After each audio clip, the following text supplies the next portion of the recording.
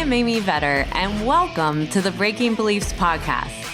This valuable time is for you to pause in your day and go on your own self-journey.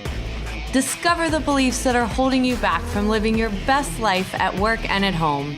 Learn from the guests on this show as they share their inspirational stories on how they found ways to break internal beliefs that were no longer serving them. Because if you believe you can, you will. And our podcast begins now. Welcome to this episode of Breaking Beliefs. And this episode is the first quarter review of our guests on Breaking Beliefs.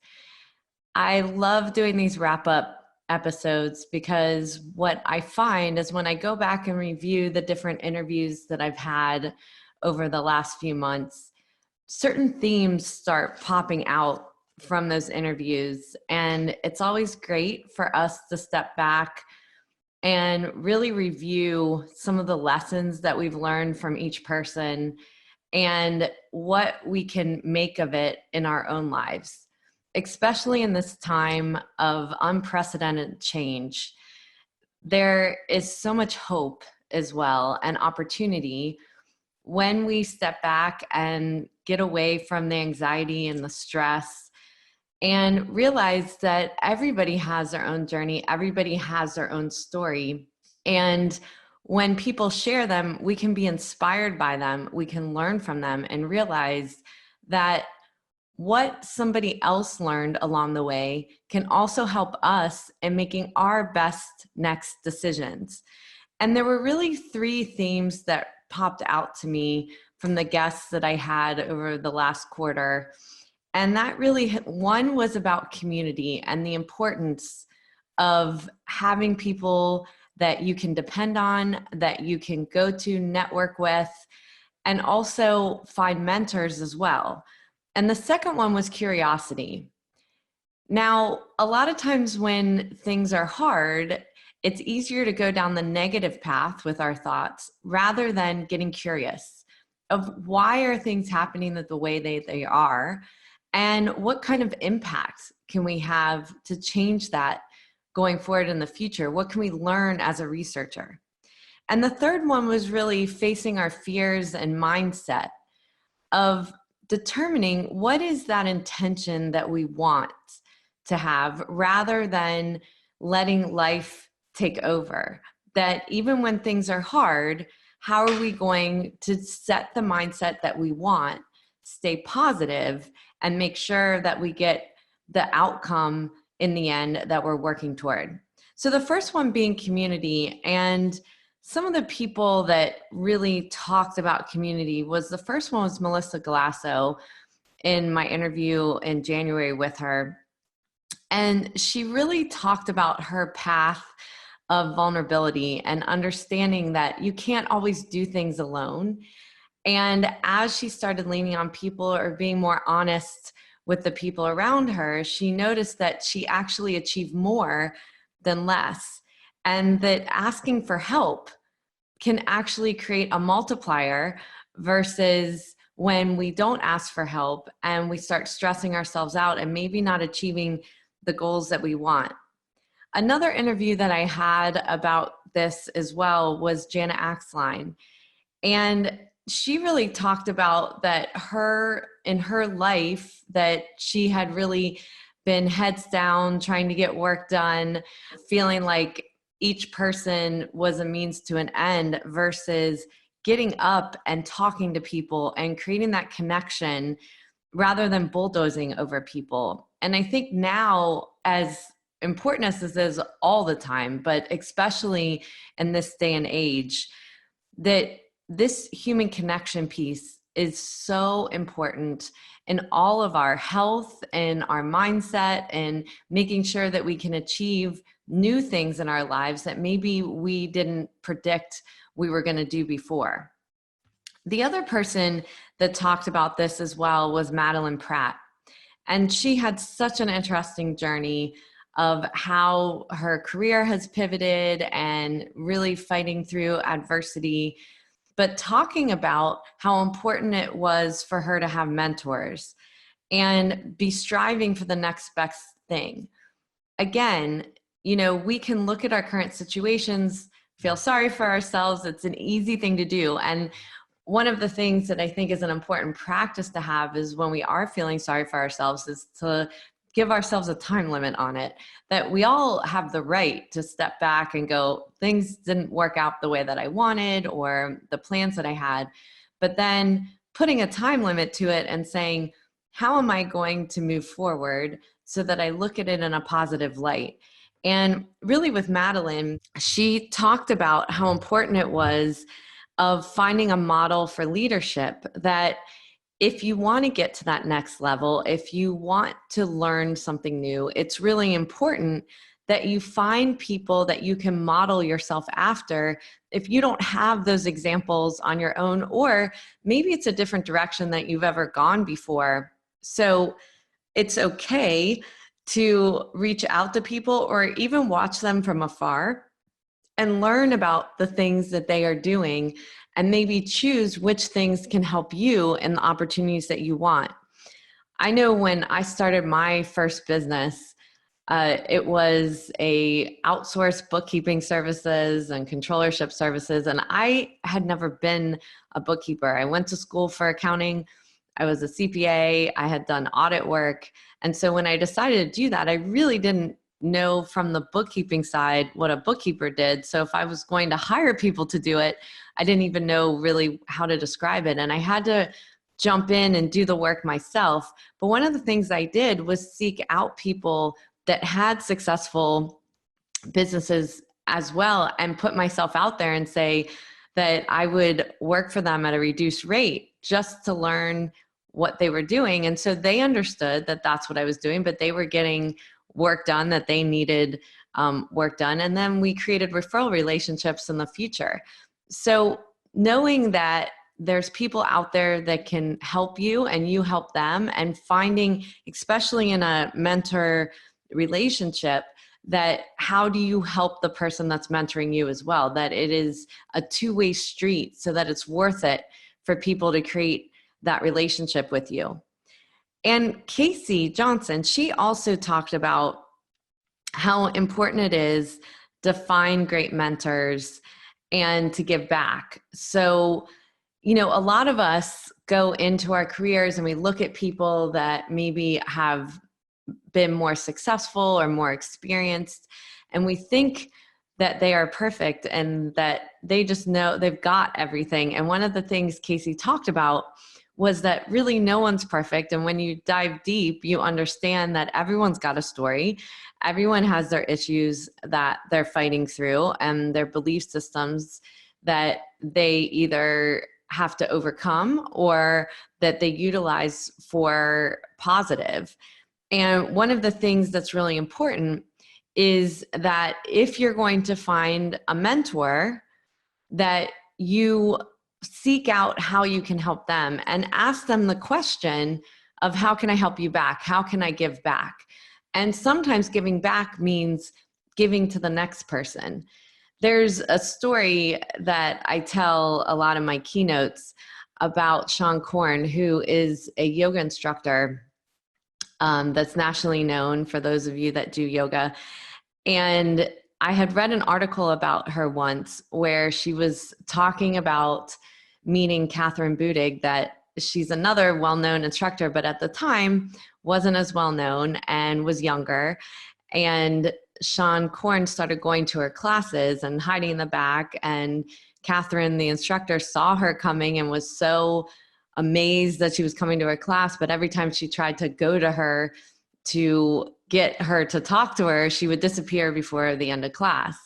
And finally, at the end of one of her classes, she catches Sean before she walks out and tells her how honored she is that she's coming to her classes. And she says to her, "Will you mentor me?"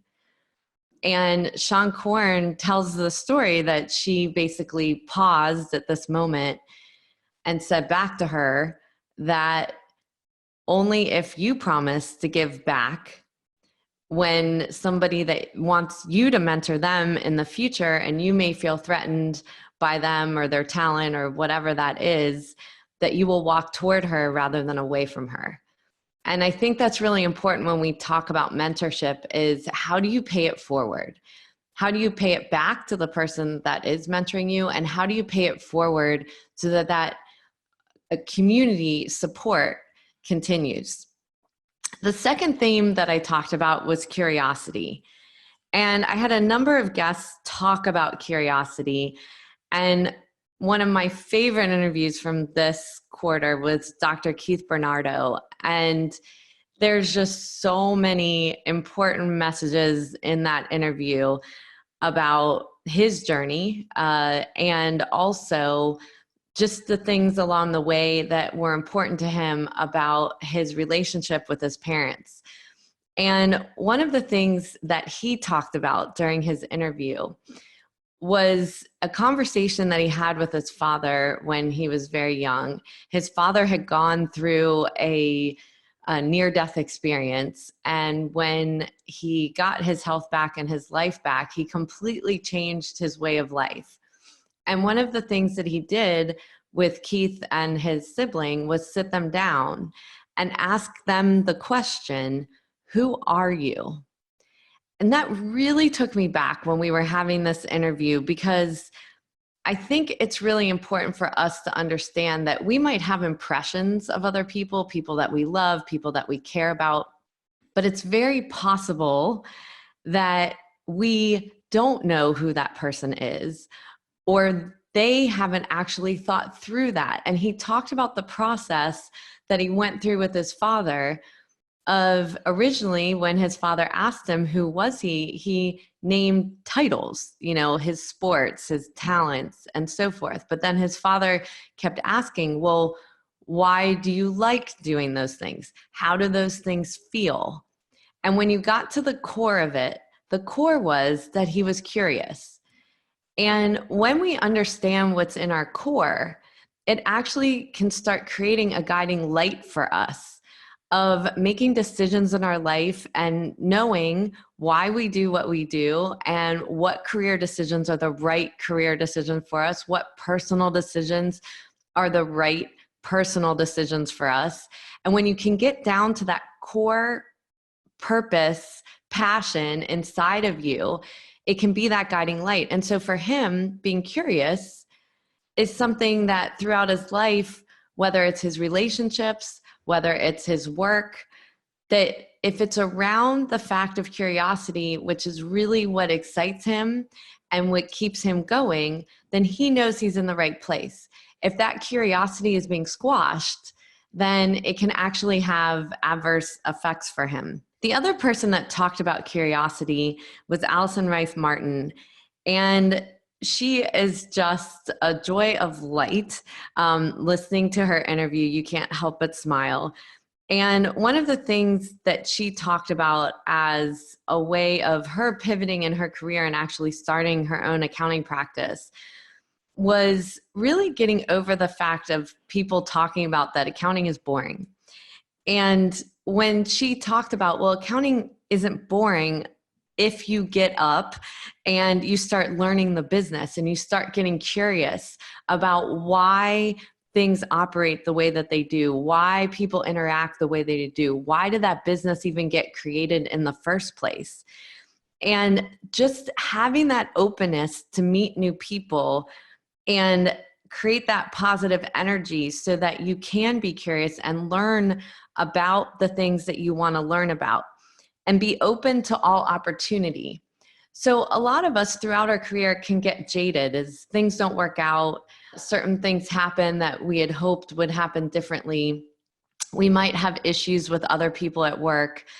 And when that happens, we start squashing our passions instead of being open to that next opportunity and realizing that every opportunity that we had before it actually created the opportunities that we have today.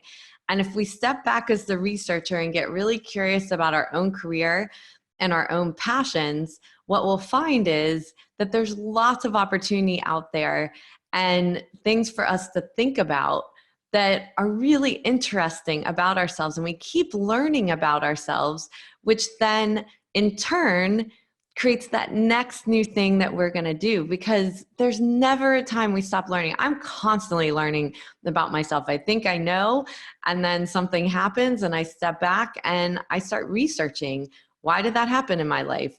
And really start learning from that, rather than looking at it as a frustration, or, we can have sadness, we can have anger, but it's really important for us to understand why those experiences happen and what we can learn from it to bring into the next new experience. The other guest that talked about curiosity was Jason Crandell. And for those of you that may not know who Jason is, he's a nationally known yoga instructor and definitely demonstrates curiosity and the way that he goes about his career and the way he works personally on himself as well. And one of the things that he called himself was intellectually curious and relentless in the work that he does, and a strong desire to do what he does and be a critical thinker. And I think these are traits of curiosity and growth in ourselves that we need to remember, that when things go wrong or right or whatever is happening in our lives, it's important to be relentless about having the desire to improve ourselves and to improve the experience that people have with us as well. So to be constantly learning about our craft, about the professional things that we do, but also about how we affect people in a personal way as well. And Jason talked about the very beginnings of yoga teachers when there wasn't certifications, and the way that he really learned and came up through the ranks as far as being known as one of the most expert yoga instructors there is. But he talked about how important it is to have a really strong drive to be able to make it through the ups and downs of whatever is going on in your life, and to do the work on yourself. So when we're curious about ourselves, it's important that we aren't just looking to the outside, that blaming people maybe for the experiences that we're having, or maybe the things that are going wrong just in this day and age with the virus and how things are happening in the world. We could just focus on the fact that this is horrible and that this virus is creating the issues that we have in our business or our personal life or so forth. But some of the things that we're experiencing right now are things that we didn't make time for prior to that. And it actually makes us reprioritize and step back from the things that we do and make sure that we're focused on the right things. So looking for that opportunity, and also making sure that we're using our critical thinking skills to ensure that we make the best choices going forward.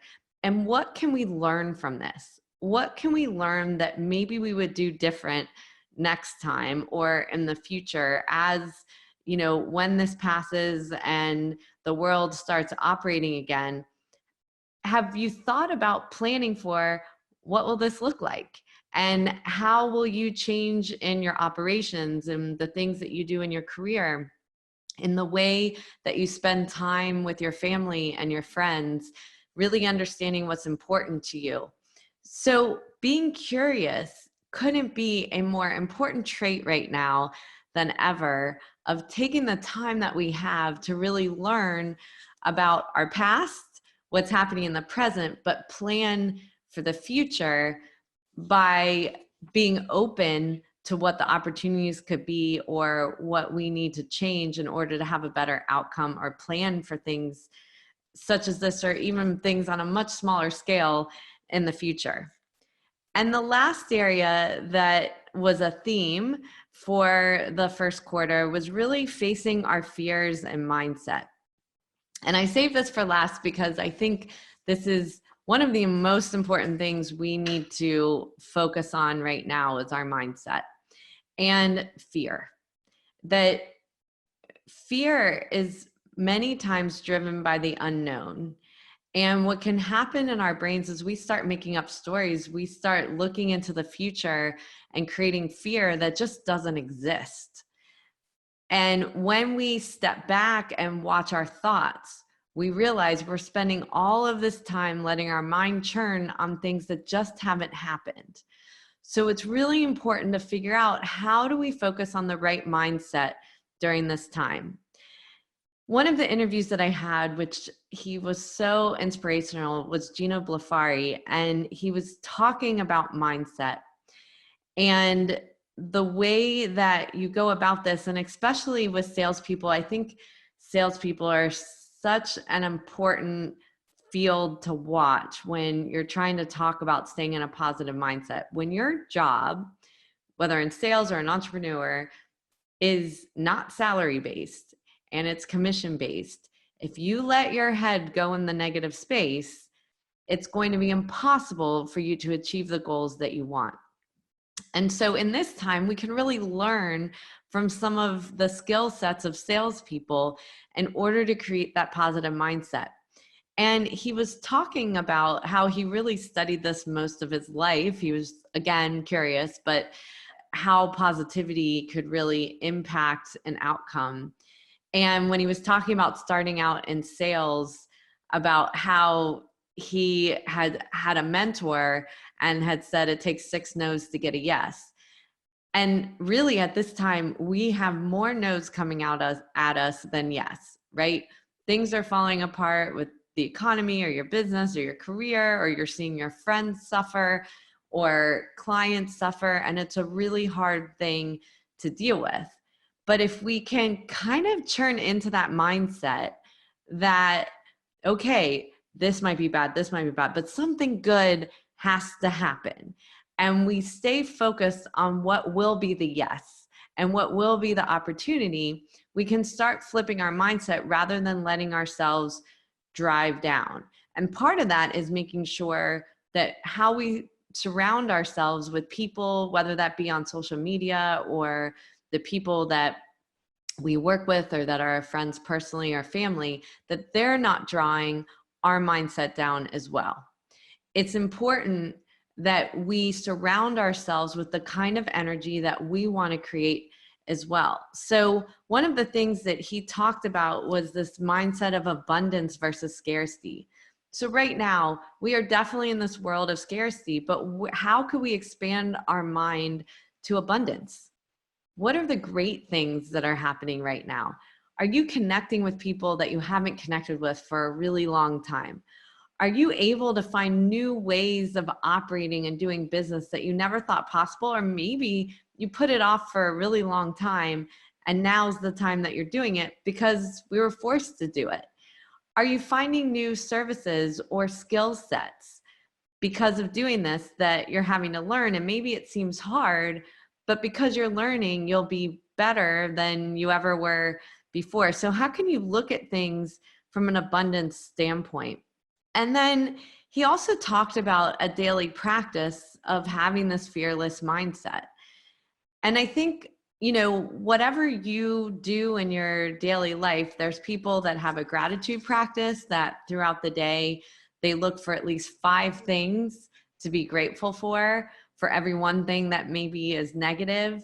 And because you're training your brain to look for the good, you actually can change that energy internally. Maybe it is a meditation or affirmations that you want to do at the beginning of each day, which is something that Gino talked about, in order to start your day in a positive way and really feel good rather than letting yourself be dragged down. And when you notice yourself being dragged down, how can you step back, observe, see it happening, and then do the natural things that we have internally to flip that? The other sales conversation I had was with Brandon Poe. And he was talking about how important it is that everything you learn along the way in your life matters. Because if you look at any place that you are in your life, even the worst of times, you usually take something positive or some experience or some learning that actually helps you in the next relationship, in the next career position or your business, because you had that experience. So rather than looking at what we're going through now as a negative, what are we going to learn from this time period that is going to help us in our career going forward? And Brandon, in his interview, has some great tips on how he went about that when he was starting his business, looking for opportunities that maybe he didn't realize, and even going sideways in his career in order to get the skill set he needed in order to get to that next step, which is a really hard thing to do sometimes, that you want to keep jumping from step to step to step, but there's another skill set that you may need in order to get there. And being okay to back up in order to get the skill set that you need is really important. Danielle Buchanan was just a fascinating interview on this and talked about how important it was to make sure that no matter what you go through in your life, that you're looking for the good things. And she told a story about her father never being found in Vietnam. She's got a great story for you to listen to in her interview. But one of the things that she talked about, are you blessed or are you cursed? And it's kind of like the glass half empty, half full conversation. Which part are you going to focus on? So many of us have these hardship stories or things that we had to overcome in order to be able to create the lives that we have today. And it really is a choice. It's a choice of what we choose to look for and learn about in order to overcome the experiences that we have. We can either fall into the negative of those experiences and use those as excuses in our life, or we can take those experiences and say, we're going to be better because of them. And, you know, she was talking about there's just no playbook. So for so many of us, there is no playbook for what we want to do in the world. And I can even say about my career, if I graduated college and saw the things that I'm doing today, I would never think this is where my career was going to go. It was really being open to those opportunities and watching the things that could grow me in order to find the things that I'm most passionate about.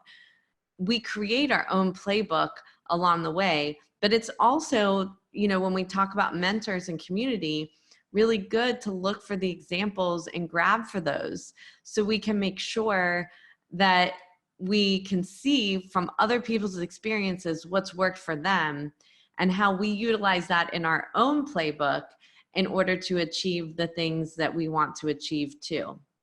And then the last interview I want to talk about is Ginger White. And this also was a huge mindset interview, and also just facing her fears and overcoming them. I'm not even sure she defined them as fears, but she really understood things that she had no example for. So Ginger talked about how she had grown up with a family in the Appalachians, and none of them had even graduated past high school. And she was the first one to go to college. She found her way to college and then found her way now to being a global chair of the International Management Accountants Association. So these are huge milestones to not have those examples, but it was really all about facing her fears and making sure that she didn't go down the path of, because of not having that example in her life, that she couldn't live and be a little bit uncomfortable in the learning process, but not take herself down or think that she's less than because she didn't have that experience in the past or that example. Her whole point was that you can do more and you have more value than you think you have.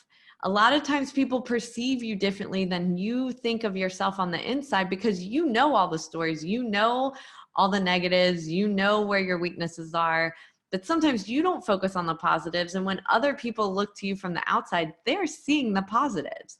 So being okay with feeling that you have positives to put out in the world and making sure you focus more on that then maybe the negative feelings or the feelings of where you start tearing down your self-worth because of the background that you have, and being okay to be uncomfortable. And that's really, the crux of all of the situations that we're in right now is it's uncomfortable. We don't know what the future looks like. We have no idea in our current situations if we will maintain those situations, if they will change, or they will get better because of this. Everybody's in a different situation. What we do know is the present moment. We know what we can control. We know what we do have and what we don't have. And we know the people that we care about the most and to hold them tight. So what I want to leave you with are these 3 areas to go back and maybe assess in your own life of understanding who your community is. Who can you be vulnerable to? Who can you reach out to when you're feeling scared and having fear, and know that they will give you a positive response back or be critical enough in the conversation without going in a negative route, but be helpful? Who can you reach out to today, tomorrow, next week? And then having that feeling of curiosity. So we are in this situation, we can't control it, but how can we be curious about what has happened, what we're seeing in the world, and how can we look for new opportunities in order to change the paradigm that we're in? And the way we do that is through our mindset.